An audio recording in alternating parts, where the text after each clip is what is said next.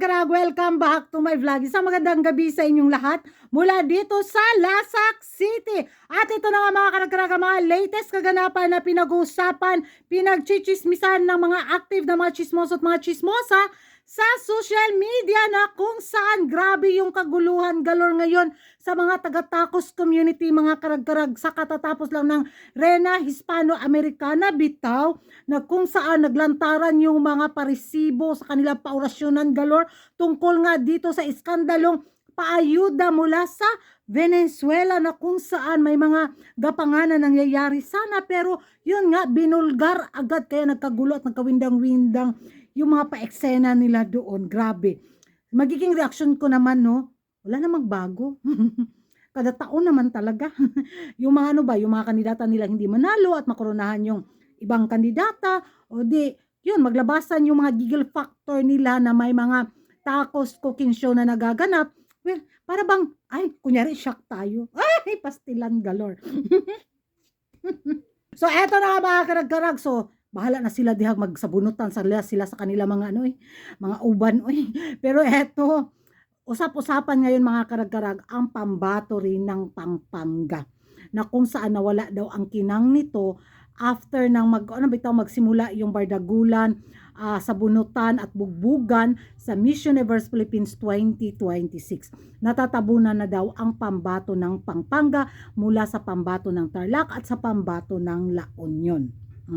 So, yung ano daw, yung nagsisimula pa yung mga paeksena na kung saan nangunguna talaga sa radar si Pampanga. Pero ngayon, habang tumatagal, nawawala daw yung kinang factor ng pambato ng Pampanga at umaariba at unstoppable daw talaga ang pambato ng La Union.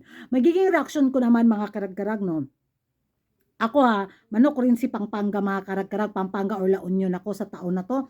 So, hinanapan ko rin si Pampanga ng more sa kanya mga paeksena. Siguro sa darating na bitaw, totoong laban talaga sa entablado, baka doon naaarangkada ang pambato ng Pampanga. Parang may mystery pa sa kanya para sa akin mga karag-karag. Gusto ko pa siyang kilalanin ng yung mga pa-atake niya ba, yung galawan niya, yung paeksena niya, yung the way siya makipagsagutan kung may mga pa-interview galore. Hinahanap ko pa rin yung mga karag-karag, hindi ko pa nakita masyado kay Pampanga yung mga ganong atake at inaabangan ko yan sa darating na totoong labang rampahan sa entablado ng Miss Universe Philippines 2026. Sila Union ayun talagang tuloy-tuloy ayaw wag mo na aatake pero wala.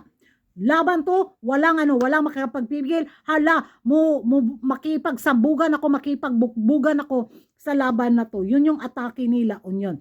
Si Tarlac naman mga karag-karag umaariba din. Saka si Sultan Kudarat, di ba? Yung mga comeback queen sa taon na to, parang nag-hold back din sila.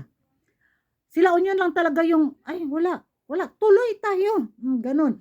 Si ambot lang. Ewan ko sa inyo mga karag-karag kung ano yung magiging reaction ninyo. Dito nga sa sinasabi nilang nawawala ang kinang ni Pampanga. Naniniwala ba kayo mga karag-karag na natatabunan si Pampanga sa kanya mga pa-eksena sa Miss Universe Philippines 2026? Tingay tayo sa comment section mga karag-karag kung ano yung magiging reaction nyo dito nga. And thank you for watching. See you in my next vlog. Kung hindi ka pa nakapag-subscribe sa YouTube channel ko, don't forget to like and subscribe ko karag and hit the notification bell para updated ka sa mga latest kaganapan at late night sa mundo ng beauty pageant.